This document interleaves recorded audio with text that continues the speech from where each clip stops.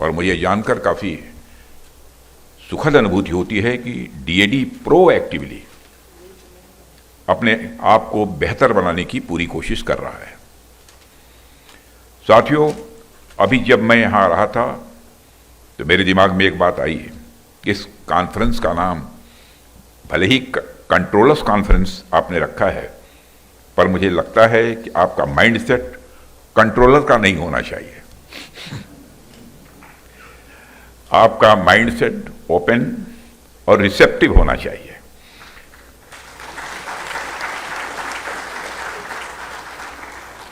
जिससे defence ecosystem में हो रहे चेंजेस को आप सभी स्टेक होल्डर्स के साथ ठीक तरीके से डिस्कस कर सकें और शेयर कर सकें। साथियों, आज जब मैं आपके बीच यहाँ हूँ तो मैं कहना चाहूँगा कि इस तरह के आयोजन हमें एक इंट्रोस्पेक्शन या सेल्फ एनालिसिस करने का भी अवसर देते हैं। इसमें हम सोच सकते हैं कि अब तक हमने क्या अच्छा किया है और आगे हमें क्या करना है। यह भी विचार करना है कि आगे और हमको कुछ रिफॉर्म्स करने की जरूरत है, तो वह रिफॉर्म्स क्या होनी चाहिए। आप सब भी शायद इस बात से हमारी सहमत होंगे कि जब हम सब मिलकर बैठते हैं तो अपनी बातें एक दूसरे के साथ शेयर करते हैं, तो उससे हमारी सोच और हमारे दृष्टिकोण का दायरा स्वाभाविक रूप से और अधिक वो व्यापक होता है।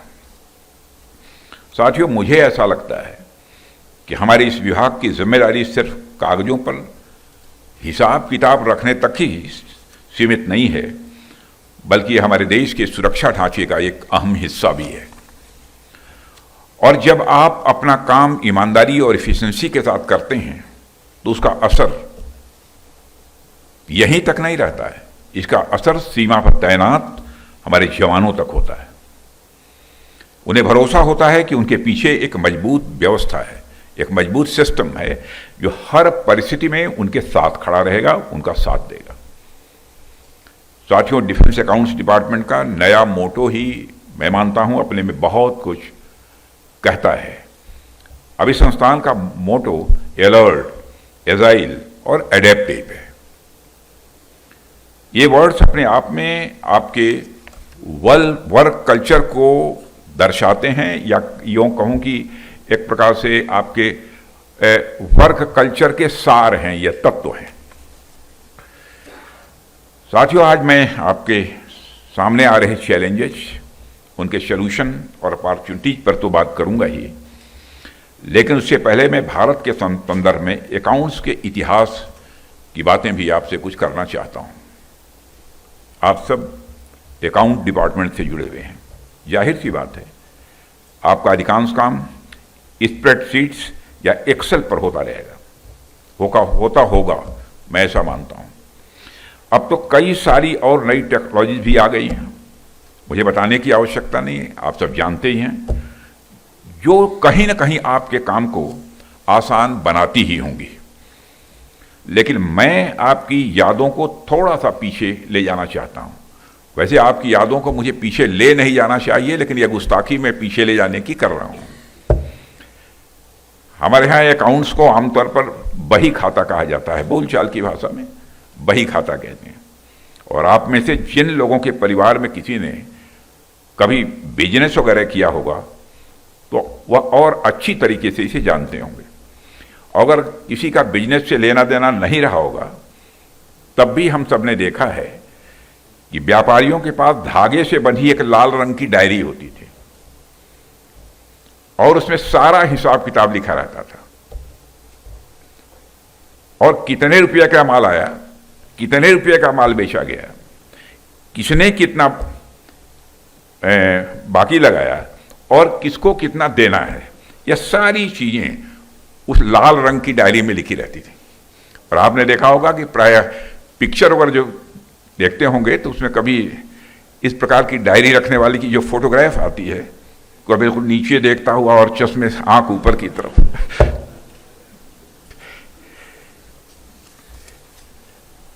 और एक चीज पर आपने ध्यान दिया होगा कि दिवाली जैसे अवसरों पर जब हम माता लक्ष्मी की पूजा करते हैं तो उस समय उस लाल डायरी की भी पूजा की जाती थी। और आज भी कुछ लोग लाल डायरी रखते हैं, भले ही कंप्यूटर का जमाना आ गया, सब कुछ हो गया, लेकिन लाल डायरी की एक अहमियत है, वो शुभ माना जाता है।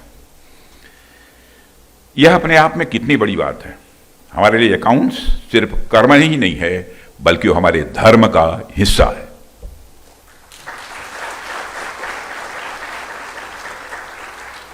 इसलिए मैं आप सबसे यह बात कहना चाहूंगा, आप जब अकाउंट्स डिपार्टमेंट के लिए काम कर रहे हैं तो इसे सिर्फ एक काम की तरह मत देखिए, बल्कि एक विरासत के रूप में इसे देखिए। अकाउंट्स भारत का स्वदेशी फ्रेमवर्क है। यह स्वदेशी है, आज से नहीं है, हजारों हजार वर्षों से है। अकाउंट्स भारत के डीएनए में है। साथियों, चूंकि यह एक कंट्रोलर कॉन्फ्रेंस है और पूरे देश से डिफेंस अकाउंट्स के कंट्रोलर्स यहां एक साथ उपस्थित हैं, इसलिए मैं आपसे इनोवेशन और चेंज मैनेजमेंट पर भी थोड़ी बात यहां करना चाहूंगा। किसी भी ऑर्गेनाइजेशन में ट्रांसफॉर्मेटिव रिफॉर्म लाने के दो तरीके प्रायः बताए जाते हैं। कई बार हम देखते हैं कि कई ऑर्गेनाइजेशंस एक्सटर्नल रिपोर्ट के माध्यम से इस कार्य को करते हैं, जिसमें कई बार कंसल्टेंसी फर्म्स की भी इसमें मदद ली जाती है। कई बार कुछ रिटायर्ड सीनियर ऑफिशियल्स को यह जिम्मेदारी भी सौंपी जाती है। और एक अच्छी बात है, इससे कई बार कुछ नए फ्रेश आइडियाज इन संस्थानों में आते हैं और इनकी प्रोडक्टिविटी स्वाभाविक रूप से बढ़ती है, और मैं कहना चाहूंगा निश्चित रूप से बढ़ती है। लेकिन इसके अलावा चेंज मैनेजमेंट का दूसरा तरीका यह हो सकता है कि वह संस्था अपने परफॉर्मेंस के बारे में, अपने डिलीवरी सिस्टम के बारे में और अपने ऑर्गेनाइजेशन के फाइनल गोल्स को अचीव करने के बारे में खुद से इंट्रोस्पेक्शन करे।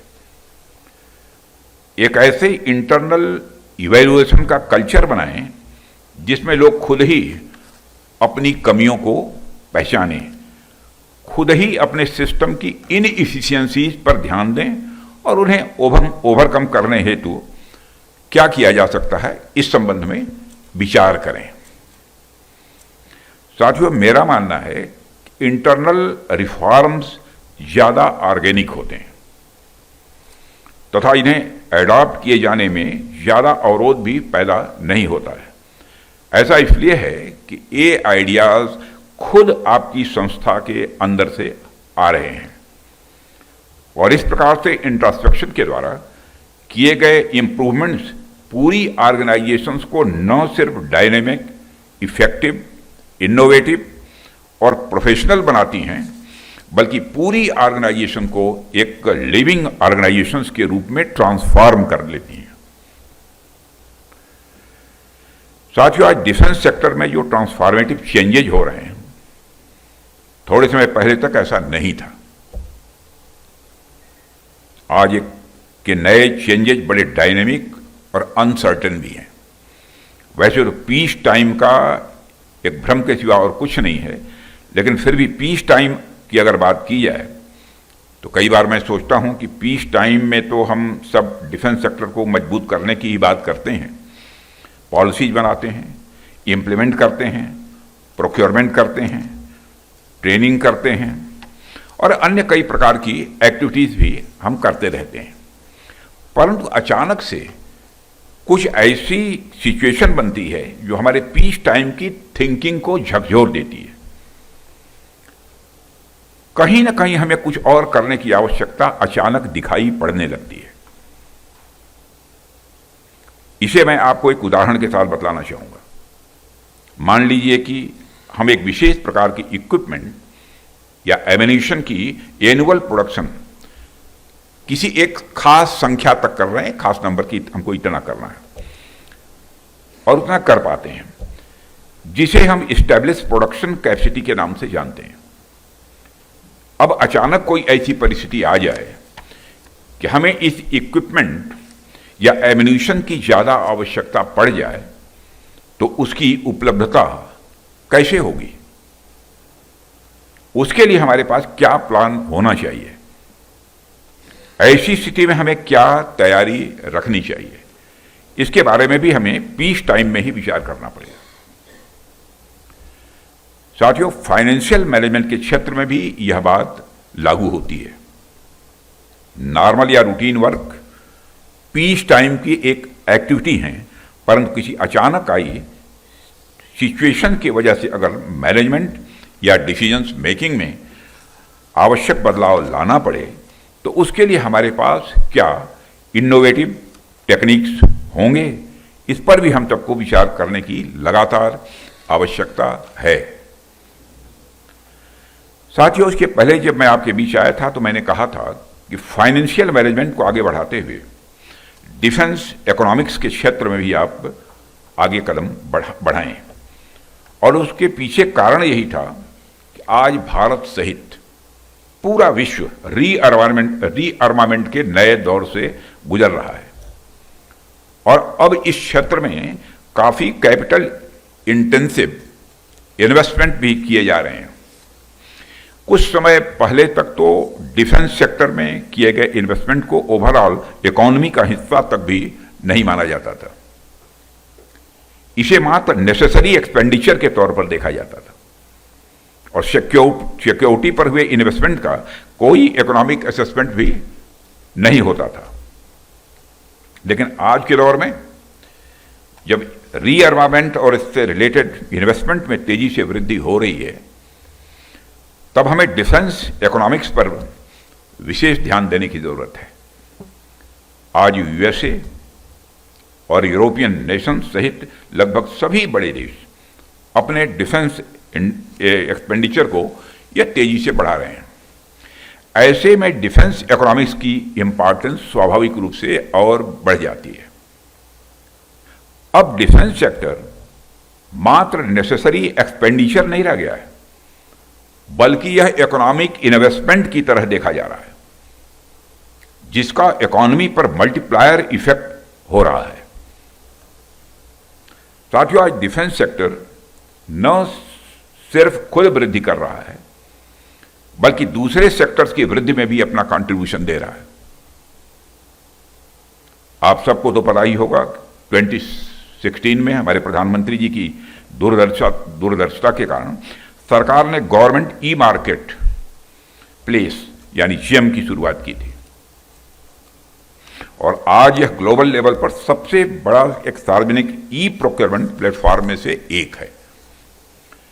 और यह देखकर मुझे खुशी होती है कि जीएम की इस विकास यात्रा में रक्षा मंत्रालय का बहुत बड़ा योगदान है।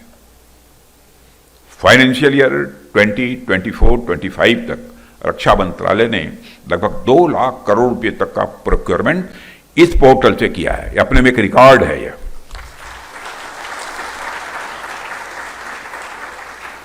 मैं यहां कॉम्पिटेंट फाइनेंशियल अथॉरिटीज और इंटीग्रेटेड फाइनेंशियल एडवाइजर्स समेत सभी स्टेक होल्डर से आग्रह करूंगा, आप सब इस जेम पोर्टल का मैक्सिमम यूटिलाइजेशन करें, ताकि पब्लिक प्रोक्योरमेंट में ट्रांसपेरेंसी और प्रायोरिटी को और बढ़ाया जा सके, तथा प्राइवेट सेक्टर का पार्टिसिपेशन हमारे प्रोक्योरमेंट प्रोसेस में और बढ़े।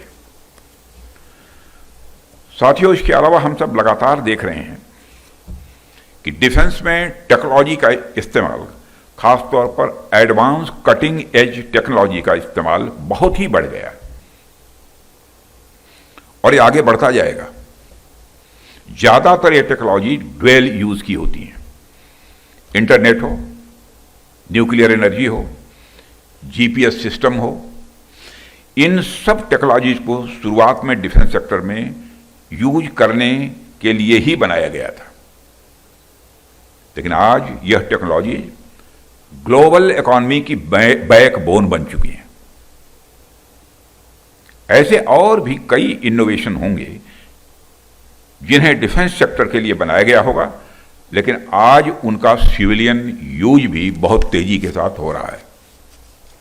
इस संदर्भ में मेरा आपसे आग्रह है कि आप किसी प्रोजेक्ट का इकोनॉमिक इंपैक्ट एसेस करते समय उसके सिविलियन यूज की फिजिबिलिटी और उससे होने वाले सोशल इंपैक्ट को भी एनालाइज करने का अपनी तरफ से प्रयास करें।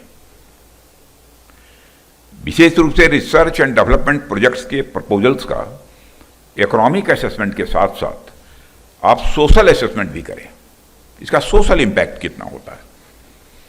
हमें यह भी देखना चाहिए कैसे ये प्रोजेक्ट्स आत्मनिर्भरता की दिशा में हमें आगे बढ़ाएंगे और इनका एम्प्लॉयमेंट जनरेशन पर क्या इंपैक्ट होगा, क्या असर पड़ेगा।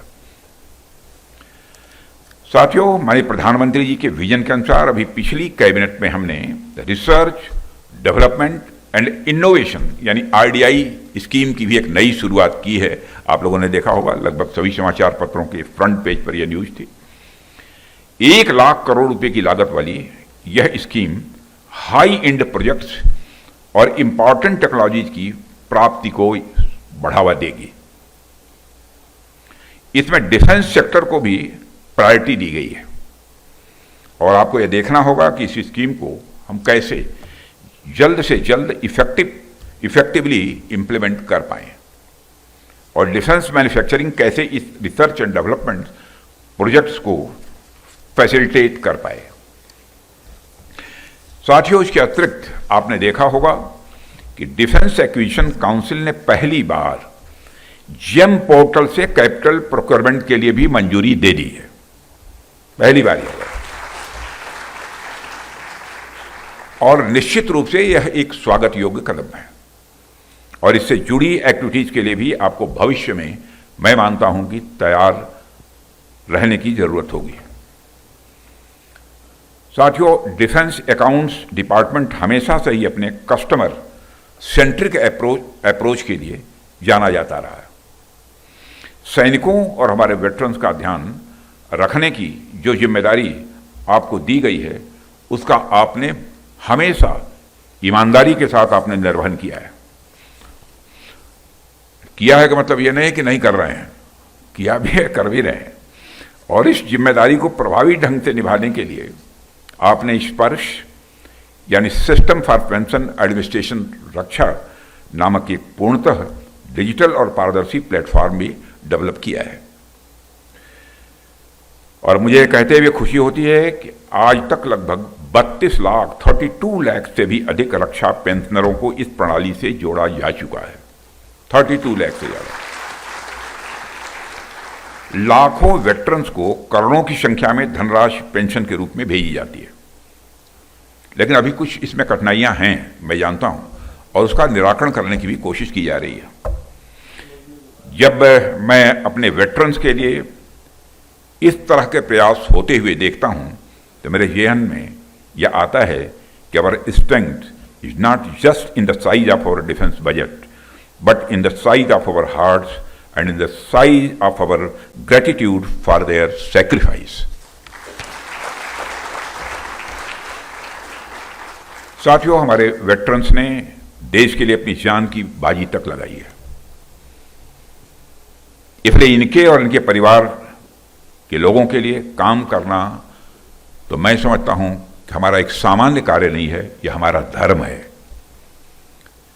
ध्यान दीजिए कि मैंने यह कहा कि हमारा धर्म है, यह कोई एहसान या फिर कोई दान नहीं है, यह धर्म है। इसलिए मैं स्पर्श आउटरीच प्रोग्राम के लिए विशेष बधाई देता हूं, क्योंकि इसके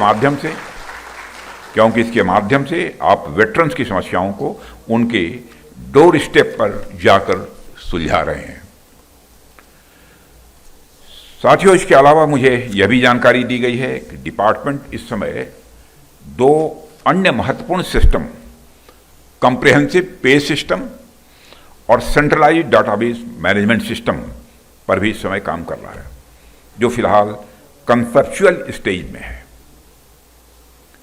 ये सिस्टम मिलकर एक ऐसा इंटीग्रेटेड इकोसिस्टम तैयार करेंगे जो न केवल डिफेंस पर्सनल के वेतन और डाटा मैनेजमेंट को सिंप्लीफाई करेगा, बल्कि रियल टाइम इनसाइट्स और फास्ट डिसीजन मेकिंग को भी यह संभव बनाएगा।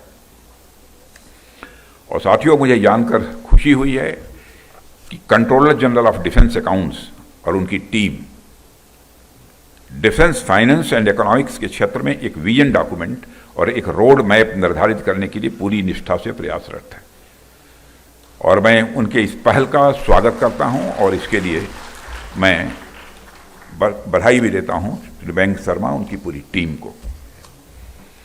अब मेरी अपेक्षा है कि यह प्रयास केवल कागजों तक सीमित न रहे। मैं जानता हूं नहीं रहेगा, मैं कॉन्फिडेंट हूं, लेकिन मुझे कहना चाहिए इसलिए कह रहा हूं, बल्कि इसे निर्धारित, क्योंकि हमारी जिम्मेदारी यह है कि समय समय पर काशस करते रहना, जगाते रहना। काम करते करते कभी कभी थकावट भी आ जाती है, आंख बंद होने लगती है, तो कोई ना कोई चाहिए जो कि समय समय पर अलर्ट करता है। और इसलिए मैं कह रहा हूं कि इसको समय सीमा के भीतर इंप्लीमेंट करने की बात, ताकि यदि कहीं कोई अवरोध उत्पन्न होता है तो समय रहते हुए कोर्स करेक्शन भी संभव हो पाए। और मुझे पूरा विश्वास है कि डिपार्टमेंट अपनी डिजिटल ट्रांसफॉर्मेशन स्ट्रेटजी को एक प्रभावी और तेज डिसीजन सपोर्ट मैकेनिज्म के साथ अच्छी तरह अलाइन करेगा, जिससे एफिशिएंसी, ट्रांसपेरेंसी और रेस्पॉन्सिवनेस तीनों में वृद्धि देखने को मिलेगी। साथियों, आप सब जानते हैं कि रक्षा मंत्रालय का बजट देश में सबसे ज्यादा है और बढ़ता ही जा रहा है, आगे और बढ़ेगा। देश की क्या बात की जाएगा, अगर आप रक्षा मंत्रालय का बजट देखें, दुनिया के कई देशों की जीडीपी तक भी इतनी नहीं है। कई देशों की जीडीपी इतनी नहीं है। जब देश की जनता की मेहनत की कमाई का एक बड़ा हिस्सा रक्षा मंत्रालय को मिलता है, तो जाहिर सी बात है कि हमारी जिम्मेदारियां भी उसी अनुपात में बढ़ जाती हैं। अभी पिछले ही फाइनेंशियल ईयर में डिफेंस कैपिटल बजट का फुल यूटिलाइजेशन करने के लिए यानी डिफेंस सेक्रेटरी, सीजीडीआर, उनकी टीम को मैं बधाई देना चाहता हूं। फुल यूटिलाइजेशन हुआ है पूरे कैपिटल बजट का। साथ ही मैं उम्मीद भी करता हूं कि आप कैपिटल एक्सपेंडिचर को लगातार मॉनिटर करते रहेंगे और आगे भी इसका फुल यूटिलाइजेशन करने में निश्चित रूप से हमको कामयाबी मिलेगी, ऐसा मेरा पक्का विश्वास है। साथियों, आज जब आप सब इतने बड़े मंत्रालय के इतने बड़े बजट को संभाल रहे हैं, तो मैं ये कहना चाहूंगा कि हमारा दृष्टिकोण केवल फाइनेंशियल ग्रोथ पर ही केंद्रित न रहे, बल्कि हमें इफेक्टिव ग्रोथ और एफिशिएंसी लेड ग्रोथ की ओर भी ध्यान देना होगा। हमारा डिफेंस एक्सपेंडिचर कुछ ऐसा होना चाहिए जिसमें सिर्फ हमारा बजट न बढ़े, बल्कि उस बजट का right deployment at the right time for the right objective भी उतना ही जरूरी हो। और यह जिम्मेदारी आप सब लोग निभाते हैं, निभाएंगे, मैं आश्वस्त हूं। साथियों, आज हमारे डिफेंस सेक्टर की ओर पूरी दुनिया की निगाहें हैं। ऑपरेशन सिंदूर के दौरान जो हमने शौर्य दिखाया है हमारे सेना के जवानों ने, जो हमें डोमेस्टिक इक्विपमेंट की क्षमता का प्रदर्शन किया है, उसके बाद हमारे इंडिजिनस प्रोडक्ट्स की ग्लोबल डिमांड और बढ़ रही है।